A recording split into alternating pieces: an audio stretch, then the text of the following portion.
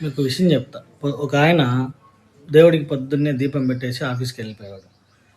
ఒకరోజు ఆయన లేట్‌గా లేవడం వల్ల దేవుడికి దీపారాధన చేయడం మర్చిపోయి ఆఫీస్‌కి వెళ్ళిపోతుంటే మధ్యలో వెళ్ళగానే బైక్ పంక్చర్ అయింది. ఆ బైక్ పక్కన పెట్టేసి బస్సు పట్టుకొని ఆఫీస్‌కి వెళ్దాం అనుకుంటే ఎదురుగున్న వేరే బస్సు యాక్సిడెంట్ అయ్యి కనపడింది.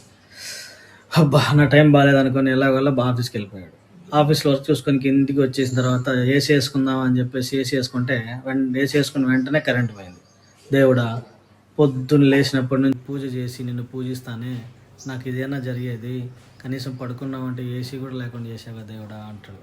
అప్పుడు దేవుడు వండుకొని, అరే నువ్వు పూజ చేసావు కాబట్టి ఈరోజు నువ్వు లేట్గా లేవడానికి కారణం నేనేరా, అందులో నీకు జరగాల్సిన యాక్సిడెంట్లన్నీ తప్పించడానికి కారణం కూడా నేనేరా, కరెంట్ ఏసీ వేద్దాం అనుకుంటే కరెంట్ షాక్ కొట్టేసి షార్ట్ సర్క్యూట్ అయ్యి కాలిపోతావు అనేసి కరెంట్ ఆఫ్ చేసింది నేనేరా, అయినా నువ్వు మాత్రం పెళ్ళైనప్పటి నుంచే కదరా నన్ను పూజిస్తుంది హౌలే అన్నాడంటే దేవుడు.